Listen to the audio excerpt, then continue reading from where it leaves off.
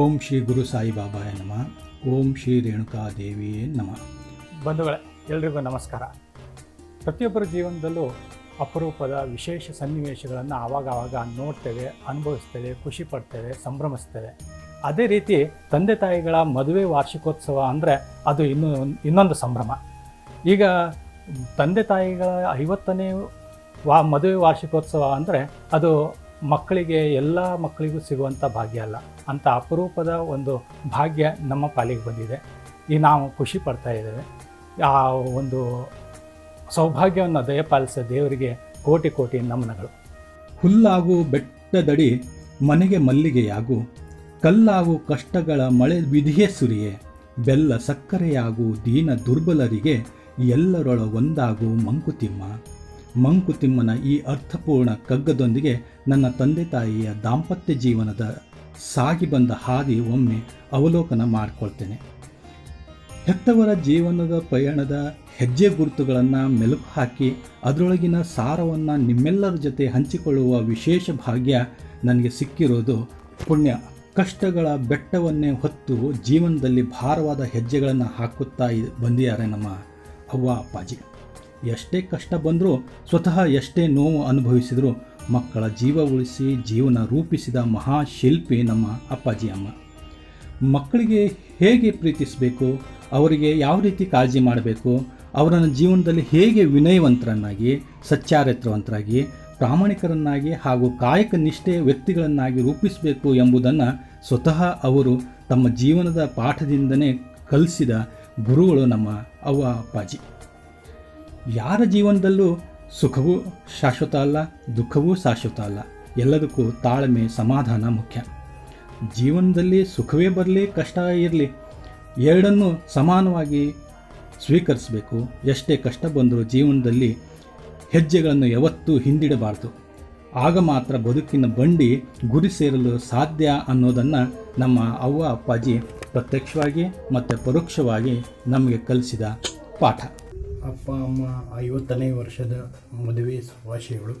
ನನ್ನ ಅಪ್ಪ ಅವನ ಪ್ರೀತಿಯನ್ನು ಯಾವುದೇ ಆಸ್ತಿ ಅಂತಸ್ತಿನಲ್ಲಿ ಅಳೆಯಲಿಕ್ಕೆ ಸಾಧ್ಯನೇ ಇಲ್ಲ. ಅವರು ಎಂದೂ ಸಂಪತ್ತಿನ ಬೆನ್ನು ಬಿದ್ದವರು ಅಲ್ವೇ ಅಲ್ಲ. ಅವರು ಬೆನ್ನು ಬಿದ್ದಿದ್ದು ಪ್ರೀತಿ, ನೆಮ್ಮದಿಯ ಹಿಂದೆ.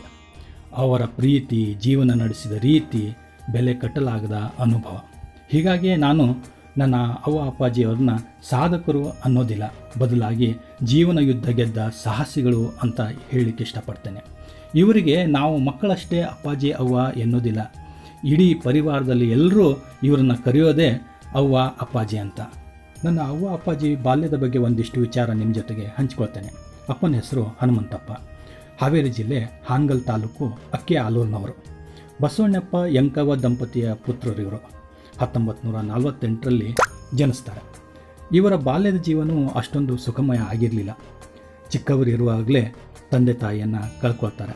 ಬಳಿಕ ಅಜ್ಜಿ ಊರು ಶೇಷಗೇರಿಯಲ್ಲಿ ಬೆಳೀತಾರೆ. ಮಾವ ರಾಜಪ್ಪ ಅವರಿಂದ ಊರಿಗೆ ಹೋಗಿ ಸಂತೆಯಲ್ಲಿ ಬೇಳೆಕಾಳು ವ್ಯಾಪಾರ ಮಾಡೋದನ್ನು ಕಲಿತು ಕೊನೆಗೆ ಸಿರ್ಸಿಗೆ ಬಂದು ವಾಸ ಆಗ್ತಾರೆ. ಮಾವ ರಾಜಪ್ಪ ಅವರು ವಿಚಾರ ಬಂದಾಗ ಒಂದು ಮಾತು ಹೇಳಲೇಬೇಕು. ಅವರು ತುಂಬ ಸ್ಟ್ರಿಕ್ಟ್ ಆಗಿದ್ದಂತೆ. ಯಾವಾಗಲಾದರೂ ನಾಟಕ, ಟೆಂಟ್, ಸಿನಿಮಾ ನೋಡಬೇಕು ಅನಿಸಿದರೆ ಅಪ್ಪಾಜಿ ರಾಜಪ್ಪ ಅವರಿಗೆ ನಿದ್ದೆ ಹತ್ತಿದ ಮೇಲೆ ಹಾಸಿಗೆಯಲ್ಲಿ 1-2 ದಿನ ಬಿಟ್ಟು ಅದರ ಮೇಲೆ ಚಾದರ ಹೊದಿಸಿ ಅಳಿಯ ಇಲ್ಲೇ ಮಲಗಿದಾನೇನೋ ಎನ್ನೋ ರೀತಿಯಲ್ಲಿ ಮಾಡಿ ಹೋಗ್ತಿದ್ರಂತೆ. ರಾಜಪ್ಪ ಅವರ ಕಠೋರ ಶಿಸ್ತಿನ ನಿಯಮ ಸಹಜವಾಗಿ ಅಪ್ಪಾಜಿಯವರ ಜೀವನದಲ್ಲೂ ಹಾಸೋಕ್ಕಾಗಿ ಬಂತು. ಶುಭಾಶಯಗಳು ರೀ ಮಾಮ, ಮಮ್ಮಿ, ನೀವು ಪುಣ್ಯ ಮಾಡಿರಿ. ನಿಮ್ಮ ಆಶೀರ್ವಾದ ನಮ್ಮ ಮಕ್ಕಳ ತಲೆ ಮೇಲೆ ಹಿಂಗೆ ಇರಲಿ ರೀ ಮಮ್ಮಿ. ನಾವಾದರೂ ಹಿಂಗೆ ಮುಂದೆ ನಮ್ಮ ಜೀವನ ಹಿಂಗೆ ಮುಂದುವರಿಲಿ ರೀ ಮಮ್ಮಿ. ಖುಷಿಯಾಗಿರೋಣ್ರಿ ಮಮ್ಮಿ, ಮಾಮ, ಮಮ್ಮಿ. ಅವನ ಹೆಸರು ಯಲ್ಲಮ್ಮ. ಮಲ್ಕಾಜಪ್ಪ ಹಾಗೂ ಶಾರದಾಬಾಯಿ ದಂಪತಿಯ ಹಿರಿಮಗಳು. 1958ರಲ್ಲಿ ಜನಿಸ್ತಾರೆ. ಅಮ್ಮನ ಬಾಲ್ಯ ಜೀವನವು ಅಪ್ಪನಾಗೆ ತುಂಬ ಕಷ್ಟದಲ್ಲೇ ಕಳೀತು. ಇವರು ಬಾಲ್ಯದಲ್ಲಿ ತಂದೆಯನ್ನು ಕಳ್ಕೊಳ್ತಾರೆ. ತಂದೆ ಇಳಿದ ಮೇಲೆ ಸಹಜವಾಗಿ ಕಷ್ಟ ಇಮ್ಮಡಿಯಾಗಿತ್ತು. ಕಷ್ಟ ಎದುರಿಸ್ತಾನೆ ತಾಯಿ ಶಾರದಾಬಾಯಿ 1974ರಲ್ಲಿ ಅಕ್ಷಯ ತೃತೀಯ ಬಸವೇಶ್ವರ ಜಯಂತಿಯ ದಿನ ಮುಂಡಗೋಡಿನಲ್ಲಿ ಮದುವೆ ಮಾಡಿದರು. ಈ ಮದುವೆ ಮಾಡುವಲ್ಲಿ ಅಮ್ಮನ ಚಿಕ್ಕಪ್ಪ ಶೇಷಾಜಪ್ಪ ಅವರ ಸಹಕಾರ ಯಾವತ್ತೂ ಮರೆಯೋ ಹಾಗಿಲ್ಲ. ನಮ್ಮ ಅತ್ತೆ ಮಾವ ಅವರಿಗೆ 50ನೇ ಮದುವೆ ವಾರ್ಷಿಕೋತ್ಸವದ ಆರ್ಥಿಕ ಶುಭಾಶಯಗಳು. ನಾನು ತುಂಬ ಪುಣ್ಯ ಮಾಡಿದ್ದೀನಿ. ಯಾಕಂದರೆ ಈ ಥರ ಅತ್ತೆ ಮಾವ, ನಮ್ಮ ಅಪ್ಪ ಅಮ್ಮ, ನಮ್ಮ ಮನೆಯವರು, ಅವ್ರ ಪ್ರೀತಿ ಎಲ್ಲ ತುಂಬ ಸಿಕ್ಕಿದೆ. ಅದಕ್ಕೆ ನನಗೆ ತುಂಬ ಖುಷಿಯಾಗಿದೆ. ಹಾಗೆ ನಮ್ಮ ಮಕ್ಕಳು ಪುಣ್ಯ ಮಾಡಿದ್ದಾರೆ. ಯಾಕಂದರೆ ಆ ಕಡೆಯಿಂದ ಅಜ್ಜ ಅಜ್ಜಿ ಪ್ರೀತಿ, ಈ ಕಡೆಯಿಂದ ಅಜ್ಜ ಅಜ್ಜಿ ಪ್ರೀತಿ ಕೂಡ ಸಿಕ್ಕಿದೆ ಅವರಿಗೆ. ರಜೆದಲ್ಲಿ ಹೋಗಿ ಬರ್ತಾರೆ ಊರಿಗೆ. ರಜೆ ಬಂದರೆ ಸಾಕು ಊರಿಗೆ ಹೋಗಬೇಕು, ನಾನು ಅಜ್ಜ ಅಜ್ಜಿ ಪ್ರೀತಿ ತಗೋಬೇಕು, ಅವ್ರ ಕಡೆ ಆಟಾಡಬೇಕು, ಎಲ್ಲ ಮಾಡಿ ಬರಬೇಕು ಅಂತ ಅವ್ರು ಖುಷಿಯಾಗಿ ಹೋಗಿ ಬರ್ತಾರೆ. ಮತ್ತು ನಮ್ಮ ಅತ್ತೆಯವರು ತುಂಬ ಕಷ್ಟಪಟ್ಟಿದ್ದಾರಂತೆ. ಮನೆ ಇಲ್ಲ, ಮಶಾನ, ಅದೇನೇನೋ ಹೇಳಿದ್ದಾರೆ, ಹೇಳಕ್ಕೆ ಬರ್ತಾ ಇಲ್ಲ ಅಂತ ನಮ್ಮ ಕಡೆ ಎಲ್ಲ ಹೇಳ್ಕೊಂಡಿದ್ದಾರೆ. ಅಪ್ಪಾಜಿ ಅವ್ವ ಮದುವೆ ಆದ ಕೆಲ ವರ್ಷ ತುಂಬ ಚೆನ್ನಾಗೇ ಇದ್ದರು. ಅಪ್ಪಾಜಿ ಕಿರಾಣಿ ಅಂಗಡಿ ಮಾಡ್ಕೊಂಡಿದ್ರು, ಒಳ್ಳೆಯ ವ್ಯಾಪಾರವೂ ನಡೀತಾ ಇತ್ತು. ಈ ದಂಪತಿಯ ಪ್ರೀತಿಗೆ ಸಾಕ್ಷಿ ಅನ್ನೋ ಹಾಗೆ 4 ಗಂಡುಮಕ್ಕಳು, ಒಬ್ಬಳು ಮಗಳು ಸೇರಿ 5 ಮಕ್ಕಳು ಹುಟ್ಟಿದರು. ಹೀಗೆ ಸಾಗಿದ್ದ ಸರಳ ಸುಂದರ ಸಂಸಾರದ ಮೇಲೆ ಯಾರ ವಕ್ರದೃಷ್ಟಿ ಬಿತ್ತೋ ಗೊತ್ತಿಲ್ಲ. ವ್ಯಾಪಾರದಲ್ಲಿ ಕ್ರಮೇಣ ನಷ್ಟ ಅನುಭವಿಸಬೇಕಾಯಿತು. ಸಂಸಾರ ಕಷ್ಟದ ಸುಳಿಗೆ ಸಿಲುಕ್ತು. ಈ ವಿಚಾರ ಅಪ್ಪಾಜಿಯವ್ರನ್ನ ಭಾಳ ಮಾನಸಿಕವಾಗಿ ಆಘಾತಕ್ಕೆ ಒಳಗಾಗೋ ಹಂಗೆ ಮಾಡಿತು. ಸ್ವಭಾವತಃ ಅಪ್ಪಾಜಿ ಕಟು ಸ್ವಾವಲಂಬಿ. ತಮಗೆ ಎಷ್ಟೇ ಕಷ್ಟ ಬಂದರೂ ಇನ್ನೊಬ್ಬರ ಹತ್ರ ಹೇಳ್ಕೊಳ್ಳಿಲ್ಲ, ಕೈ ಚಾಚಲಿಕ್ಕೆ ಹೋಗಿಲ್ಲ. ಕಷ್ಟ ಇದೆ ಅಂತ ಯಾರಿಗೂ ಗೊತ್ತು ಸಹ ಮಾಡಲಿಲ್ಲ. ಕಷ್ಟಗಳು ಬಂದರೆ ಒಂಥರ ಬೆಟ್ಟದ ಬುಡದ ಕಲ್ಲು ಸರಿದ ಹಾಗೆ ಒಂದರ ಮೇಲೆ ಒಂದು ಬರ್ತಾನೆ ಇರ್ತವೆ. ಅಪ್ಪ ಅವನ ಜೀವನದಲ್ಲೂ ಇದೇ ಆಗಿದ್ದು. ಒಂದು ಕಡೆ ಆರ್ಥಿಕ ಸಂಕಷ್ಟ, ಇನ್ನೊಂದು ಕಡೆ ಮಾನಸಿಕ ನೋವು. ಇವು ಎರಡರಿಂದ ಅಪ್ಪಾಜಿ ಆಸ್ಪತ್ರೆ ಸೇರಬೇಕಾಯ್ತು.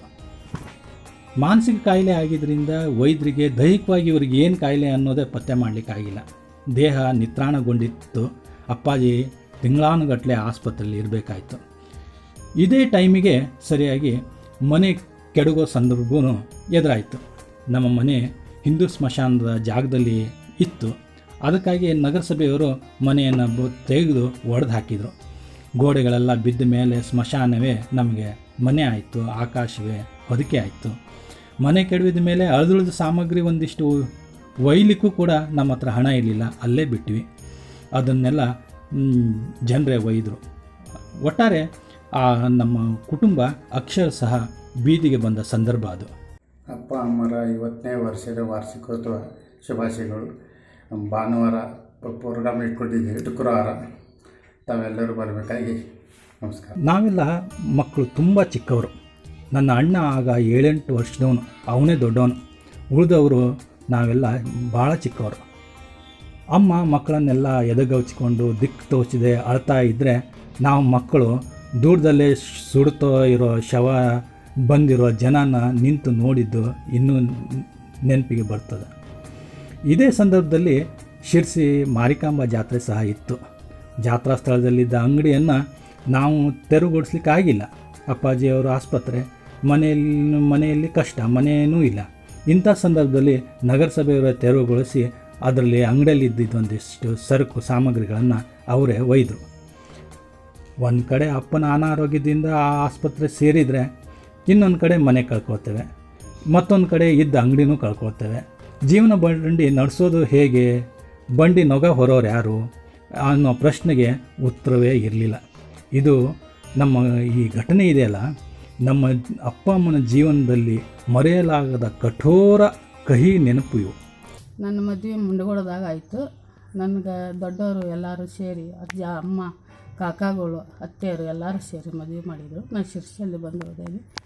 ಶಿರ್ಸಿಗೆ ಮದುವೆ ಮಾಡಿಕೊಟ್ಟಿದ್ದು ಖರೆ. ಆದ್ರೆ ಜೀವನ ನಮ್ಮ ಮಕ್ಕಳ ಕಷ್ಟ ಸುಖದಿಂದ ನಾವು ಬೆಳೆದ್ವಿ. ಮಕ್ಕಳೆಲ್ಲ ಚೆನ್ನಾಗಿದ್ದಾರೆ, ಮೊಮ್ಮಕ್ಕಳು ಆಗಿದ್ದಾವೆ. ಈಗ ನಾವು ಸುಖದಿಂದ ಅದೀವಿ. ಇಂಥ ಭಾರಿ ಸಂಕಷ್ಟ ಕಾಲದಲ್ಲಿ ದೇವರಾಗಿ ನೆರವಿಗೆ ಬಂದದ್ದು ನಮ್ಮ ಅಜ್ಜಿ, ಅಂದರೆ ಅಮ್ಮನ ತಾಯಿ ಶಾರದಾಬಾಯಿ. ಮಗಳು, ಅಳಿಯ, ಮೊಮ್ಮಕ್ಕಳು ಕಷ್ಟಪಡೋದನ್ನು ನೋಡಿ ಮರಗ್ತಾಳೆ. ಮೊದಲು ಸ್ಮಶಾನ ಬಿಟ್ಟು ಬೇರೆ ಕಡೆ ಹೋಗೋಣ ಅಂತ ಹೇಳಿ ಬಾಡಿಗೆ ಮನೆಗಾಗಿ ಹುಡುಕಾಡ್ತಾಳೆ. ಒಂದು ಪುಟ್ಟದೊಂದು ಬಾಡಿಗೆ ಮನೆಯೂ ಹುಡುಕಿ ಅಲ್ಲಿ ನಮ್ಮನ್ನೆಲ್ಲ ಬಿಡ್ತಾಳೆ. ದೂರದ ಶಿಗ್ಗಾವಿಯಿಂದ ಒಂದಿಷ್ಟು ಜೋಳ, ಅಕ್ಕಿ, ದಿನಸಿ ಹೊತ್ಕೊಂಡು ಬರ್ತಿದ್ಲು ನಮ್ಮ ಅಜ್ಜಿ. ಆವಾಗ ಆ ಅಜ್ಜಿನೇ ನಮಗೆ ಜೀವಾಧಾರ. ಆಗಾಗ ಅಮ್ಮನಿಗೆ ಬಂದು ಸಮಾಧಾನ ಹೇಳಿ ಜೀವನದಲ್ಲಿ ಧೈರ್ಯ ತುಂಬ್ತಿದ್ಲು. ನಮ್ಮ ಅಮ್ಮನೂ ಕೆಲಸಕ್ಕೆ ಹೋಗ್ಲಿಕ್ಕೆ ಶುರು ಮಾಡಿದ್ಲು. ಮನೆ ಕಷ್ಟ ನೋಡಿ 5ನೇ ತರಗತಿಯಲ್ಲಿ ಓದ್ತಾ ಇದ್ದ ಅಣ್ಣ ಮಂಜುನಾಥ ಅವನು ಕೆಲಸಕ್ಕೆ ಹೋಗಿ ಶುರು ಮಾಡ್ದ. ಹುಡುಗರಿಗೆ ಏನು ಕೆಲಸ ಕೊಡ್ತಾರೆ, ಸಣ್ಣ ಪುಟ್ಟ ಕೆಲಸ ಮಾಡಿ ಎಲ್ಲೋ ವಾರಕ್ಕೆ ಒಂದು 100-50 ಕೊಟ್ಟು ಕಳಿಸ್ತಿದ್ರು. ಅಣ್ಣನ ನಂತರ ನಾನೇ ದೊಡ್ಡವನು. ಹೀಗಾಗಿ ನನ್ನ ತಮ್ಮಂದಿರು ತಂಗಿ ನೋಡ್ಕೊಳ್ಳೋ ಜೊತೆಗೆ ಒಂದಿಷ್ಟು ಮನೆ ಕೆಲಸಗಳನ್ನು ಮಾಡಿಕೊಂಡು ಶಾಲೆಗೆ ಹೋಗೋದು ನನಗೆ ಆ ಸಂದರ್ಭ ಕಲಿಸ್ಕೊಡ್ತು. ನನ್ನ ಅಮ್ಮ ನಿಜಕ್ಕೂ ಧೈರ್ಯವಂತೆ. ಇಷ್ಟೊಂದು ಕಷ್ಟ ಬಂದರೂ ಎದೆಗುಂದಿಲ್ಲ. ನಸು ಮುಂಜಾನೆ ಎದ್ದು ತಿಂಡಿ ಮಾಡಿ ಬಿಸಿನೀರು ತುಂಬಿದ ಕೊಡ ಹೊತ್ಕೊಂಡು 4-5 ಕಿಲೋಮೀಟ್ರ್ ದೂರ ಇರೋ ಸರ್ಕಾರಿ ಆಸ್ಪತ್ರೆಗೆ ಹೋಗ್ತಿದ್ಲು.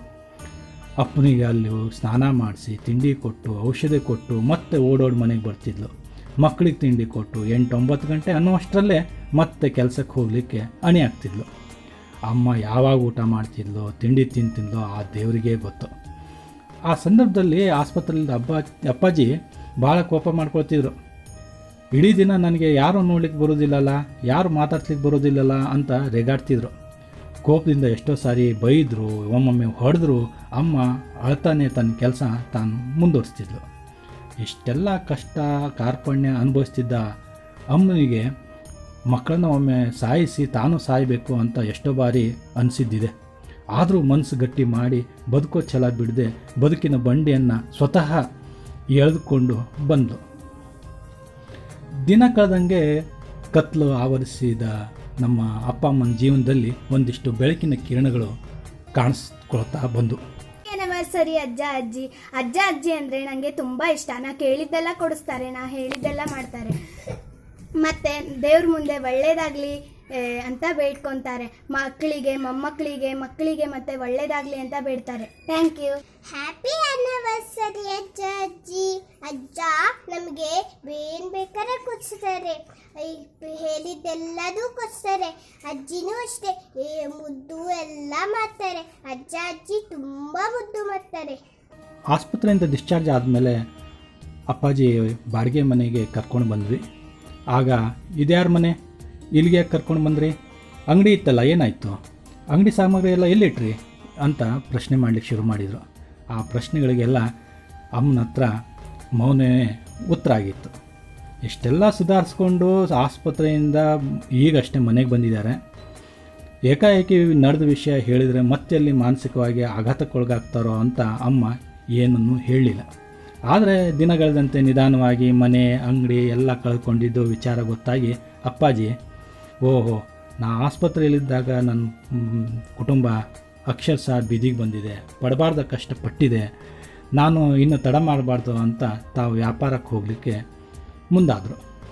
ಮಾರುಕಟ್ಟೆಯಲ್ಲಿ ಈ ಹಿಂದೆ ಅಪ್ಪಾಜಿಯವರ ವ್ಯಾಪಾರ ಸರಳತೆ, ಅವ್ರ ಪ್ರಾಮಾಣಿಕತೆ ಕಂಡಿದ್ದವರು ಮತ್ತು ಕಡೆಗೆ ಇವ್ರಿಗೆ ಬಂದು ಒದಗಿದ ಕಷ್ಟದ ಬಗ್ಗೆ ಮಾಹಿತಿ ಇದ್ದ ವ್ಯಾಪಾರಸ್ಥರು ಅಪ್ಪಾಜಿಯವರಿಗೆ ಉದ್ರಿ ತರಕಾರಿ ಕೊಟ್ಟು ನಿಮ್ಮ ಇಡೀ ದಿವಸ ಮಾರ್ಕೊಂಡು ಬಾರಪ್ಪ, ಸಂಜೆ ಹಣ ಕೊಡು ಅಂತ ಹೇಳಿ ಸಹಕರಿಸಿದರು. ಬೆಳಗ್ಗೆ 7 ಗಂಟೆಗೆ ಹೆಗಲ ಮೇಲೆ 10 kg, ತಲೆ ಮೇಲೆ 10 kg ತರಕಾರಿ ಹೊತ್ಕೊಂಡು ಹಳ್ಳಿಗೆ ಹೋಗಿ ಮನೆ ಓಡಾಡಿ ತರಕಾರಿ ಮಾಡಿದರು. ಬಿಸಿಲು ಮಳೆ ಗಾಳಿ ಅಂದೆ ದೇವ್ರ ಮೇಲೆ ನಂಬಿಕೆ ಇಟ್ಟು ಕಾಯಕವೇ ಕೈಲಾಸ ಅಂತ ದುಡಿಮೆ ಶುರು ಮಾಡಿದರು. ಈ ಅಪ್ಪಾಜಿಯವರ ಈ ದುಡಿಮೆ ನಮ್ಮ ಜೀವನ ಮತ್ತೆ ಸುಧಾರಿಸ್ತಾ ಬಂತು. ಹ್ಯಾಪಿ ಆನಿವರ್ಸರಿ ಅಜ್ಜಿ ನಮಗೆ ತುಂಬ ಪ್ರೀತಿ ಮಾಡ್ತಾರೆ. ಅಜ್ಜಿ ನಮಗೆ ತುಂಬ ಕೇರ್ ಮಾಡ್ತಾರೆ. ಅಜ್ಜಿ ನಮಗೆ ವಿದ್ಯಾವಂತರಾಗಲಿ ಎಂದು ಹೇಳ್ತಾರೆ. ಆನಿವರ್ಸರಿ ಅಜ್ಜ ಕೇಳಿದ್ದೆಲ್ಲ ಕೊಡಿಸ್ತಾರೆ. ಅಜ್ಜಿ ನನ್ನ ಭಾಳ ಪ್ರೀತಿಸುತ್ತಾರೆ. Thank you. ಅಪ್ಪ ಹಳ್ಳಿಗೆ ಹೋಗಿ ತರಕಾರಿ ಮಾರಿ ದಿನಸಿ ತಂದ ಮೇಲೆ ನಮ್ಮ ಮನೇಲಿ ಒಲೆ ಉರಿಬೇಕಿತ್ತು. ಅಂಥ ಪರಿಸ್ಥಿತಿ ಇತ್ತು. ಎಷ್ಟೇ ತಡವಾಗಿ ಬಂದರೂ ಅಡುಗೆ ಮಾಡಿ ಮಲಗಿದ್ದ ಮಕ್ಕಳನ್ನು ಎಬ್ಬಿಸಿ ಊಟ ಮಾಡಿಸೇ ಅಪ್ಪ ಅಮ್ಮ ಮಲಗ್ತಿದ್ರು. ಎಷ್ಟೇ ಕಷ್ಟ ಇದ್ದರೂ ಸ್ವತಃ ಉಪವಾಸ ಇದ್ದರೂ ಮಕ್ಕಳನ್ನು ಉಪವಾಸ ಮಲಗಲಿಕ್ಕೆ ಬಿಟ್ಟಿಲ್ಲ ನಮ್ಮ ಅಪ್ಪಾಜಿ ಅಮ್ಮ. ದಿನ ಬರುವಾಗ ಮಕ್ಕಳಿಗೆ ಟೋಸ್ಟು ಪಾಪಡಿ ಚಾಕ್ಲೇಟು ಯಾವ್ದಾರ ಒಂದು ತಿಂಡಿ ತಂದೆ ತರ್ತಿದ್ರು. ಇದಕ್ಕಾಗಿ ನಾವು ಮಕ್ಕಳೆಲ್ಲ ರಾತ್ರಿ ಆದರೂ ಅಪ್ಪಾಜಿ ಬರೋದು ಕಾಯ್ತಾ ಇರ್ತಿದ್ವಿ. ಆನಿವರ್ಸರಿ ಅಜ್ಜ ನನಗೆ ತುಂಬ ಪ್ರೀತಿಸುತ್ತಾರೆ.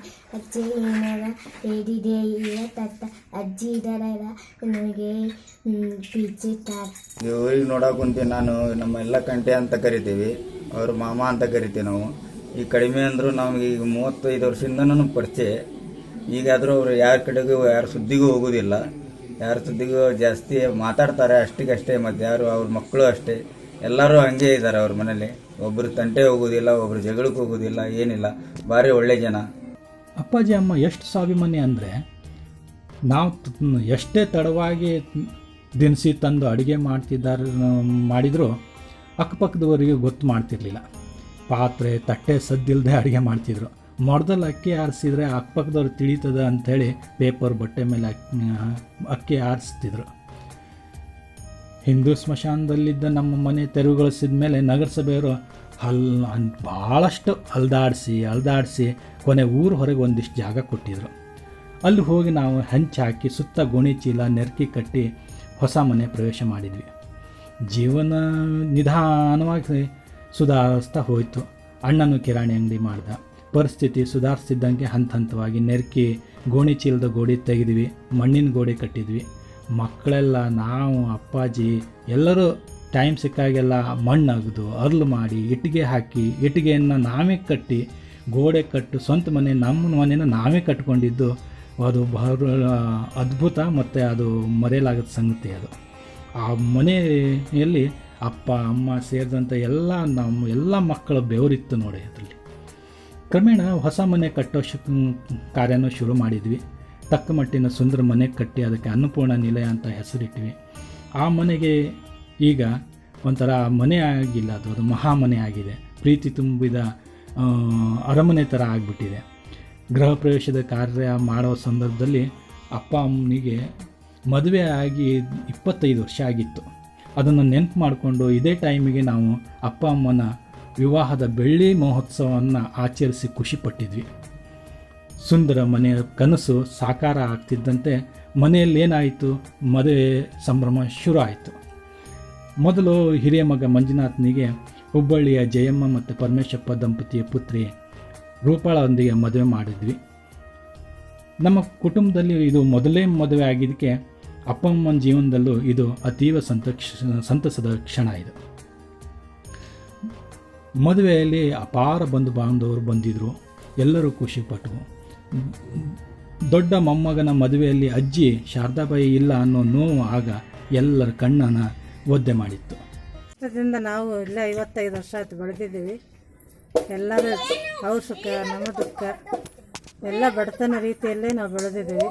ಈಗ ಇವತ್ತಿಗೆ ಅವರು 55ನೇ ವರ್ಷ ಕಾಲಿಡ್ತಾ ಇದ್ದಾರೆ. ಅವರಿಗೆ ಶುಭಾಶಯಗಳು. ಬಳಿಕ 1-2 ವರ್ಷಗಳಲ್ಲಿ ಮಗಳು ಅಕ್ಕಮ್ಮಳಿಗೆ ಪದ್ಮಾವತಿ ಚಂದ್ರಶೇಖರಪ್ಪ ದಂಪತಿಯ ಮಗ ವಿಶ್ವನಾಥ್ ಅವರೊಂದಿಗೆ ವಿವಾಹ ಮಾಡಿಕೊಡ್ಲಾಯಿತು. ನಂತರ ಶಾಳಕೊಪ್ಪದ ಇದೇ ದಂಪತಿಯ ಮಗಳು ಅಮೃತಾಳನ್ನು ನನ್ನೊಂದಿಗೆ ವಿವಾಹ ಮಾಡಿಸಿದರು. 3ನೇ ಮಗ ರಾಘವೇಂದ್ರನಿಗೆ ಸವಣೂರಿನ ಶಾರದಾಬಾಯಿ ವಿಠ್ಠಲಪ್ಪ ದಂಪತಿಗಳ ಮಗಳು ಅಕ್ಷತಾಳೊಂದಿಗೆ ವಿವಾಹ ಮಾಡಲಾಯಿತು. ಕಿರಿಮಗ ವಿನಾಯಕನಿಗೆ ರೇಣುಕಾಬಾಯಿ ಮೋಹನ್ ದಂಪತಿಯ ಮಗಳು ಪೂಜಾಳೊಂದಿಗೆ ವಿವಾಹ ಮಾಡಿಸಿದರು. ಮನೆಯಲ್ಲಿ ನಡೆದ ಎಲ್ಲ ಮದುವೆ ಕಾರ್ಯಗಳಿಗೂ ಮಾವ ನಾರಾಯಣ, ಮಾಮಿ ಮುಕ್ತಾ ಅವರ ಸಾರಥ್ಯ ಇದ್ದೇ ಇತ್ತು. ಮನೆಯ ಎಲ್ಲ ಕಾರ್ಯಗಳಲ್ಲಿಯೂ ಅಮ್ಮನ ತಂಗಿಯರು ಕಲಾವತಿ, ಜಾನಕ, ರೇಣುಕಾ ಅವರ ಸಹಕಾರ, ಸಲಹೆ, ಮಾರ್ಗದರ್ಶನ ಇದ್ದೇ ಇರ್ತಿತ್ತು. ಹಿರಿಮಗ ಮಂಜುನಾಥನಿಗೆ 4 ಜನ, ನನಗೆ 2, ರಾಘವೇಂದ್ರನಿಗೆ 2, ಕಿರಿಮಗ ವಿನಾಯಕನಿಗೆ 3, ಮಗಳು ಅಕ್ಕಮ್ಮಳಿಗೆ 4 ಜನ. ಹೀಗೆ ಒಟ್ಟು 15 ಮೊಮ್ಮಕ್ಕಳು ಇದ್ದಾರೆ. ಅಪ್ಪಾಜಿ ಅಂಗಡಿಯಿಂದ ಬಂದರೆ ಸಾಕು, ಮೊಮ್ಮಕ್ಕಳೆಲ್ಲ ಸುತ್ತುವರೆದು ಚಾಕ್ಲೇಟ್ಗಾಗಿ ಕೈ ಚಾಚಿ ನಿಲ್ತಾರೆ. ಅದು ನೋಡೋದೇ ಒಂದು ಖುಷಿ. ಮಕ್ಕಳು, ಸೊಸೆಂದರು, ಮೊಮ್ಮಕ್ಕಳು ಅಂದರೆ ಅಪ್ಪಾಜಿಗೆ ಭಾಳ ಪ್ರೀತಿ. ಅಮ್ಮನಿಗೂ ಅಷ್ಟೇ. ಮೊಮ್ಮಕ್ಕಳನ್ನು ಬಿಟ್ಟು ಇರೋದೇ ಇಲ್ಲ. ಈಗಲೂ ಅಪ್ಪಾಜಿ ಅಮ್ಮ ಹೇಗೆ ಮಾಡ್ತಾರಂದರೆ ನಮ್ಮ ಚಿಕ್ಕ ಮಕ್ಕಳಂತೆ ನಮ್ಮನ್ನು ಕಾಳಜಿ ಮಾಡ್ತಾರೆ. ನಮಗೇನಾದ್ರು ಒಂದು ಸ್ವಲ್ಪ ಹುಷಾರಿಲ್ಲ ಅಂದರೆ ಸಾಕು, ರಾತ್ರಿ ಅಪ್ಪಾಜಿ 10 ಬಾರಿ ಬಂದು ಮೈ ಮುಟ್ಟಿ ಜ್ವರ ನೋಡಿ ವಿಕ್ಸ್ ಹಚ್ಚಿ ಚಾದರ್ ಹೊಚ್ಚಿ ಹೋಗ್ತಾರೆ. ಅಮ್ಮನೂ ಅಷ್ಟೇ. ಮಕ್ಕಳು ಬಂದರೆ ಮನೆಗೆ ಬಂದರೆ ಸಾಕು, ಅವ್ರಿಗೆ ಊಟ, ತಿಂಡಿ, ಬಿಸಿನೀರು, ಔಷಧಿ, ವಿಶ್ರಾಂತಿ ಎಲ್ಲ ಅವರೇ ನೋಡ್ಕೊಳ್ಳೋದು. ಇಂಥ ಅಪರೂಪದ ತಂದೆ ತಾಯಿಯನ್ನು ನಾವು ಪಡೆದಿದ್ದೇವೆ. ನಾವೇ ಧನ್ಯರು.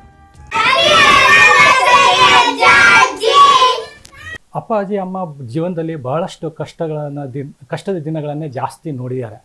ಆದರೆ ಈಗ ಅವ್ರ ಕಷ್ಟಗಳು ಸ್ವಲ್ಪ ಕಡಿಮೆ ಆಗಿದ್ದಾವೆ. ಸುಖ ಜೀವನದಿಂದ ಬಂದಿದೆ, ನೆಮ್ಮದಿ ಸಿಕ್ಕಿದೆ, ಶಾಂತಿ ಸಮಾಧಾನ ಸಿಕ್ಕಿದೆ ಅಂತ ತಂದೆ ತಾಯಿಗಳ ಇನ್ನೂ ಜೀವನದಲ್ಲಿ ಇನ್ನೂ ಆಯುಷ್ಯು ಆರೋಗ್ಯ ದೇವರು ಕರುಣಿಸಲಿ ಅಂತ ನಾನು ಪ್ರಾರ್ಥಿಸ್ತೇನೆ. ಎಲ್ರಿಗೂ ನಮಸ್ಕಾರ.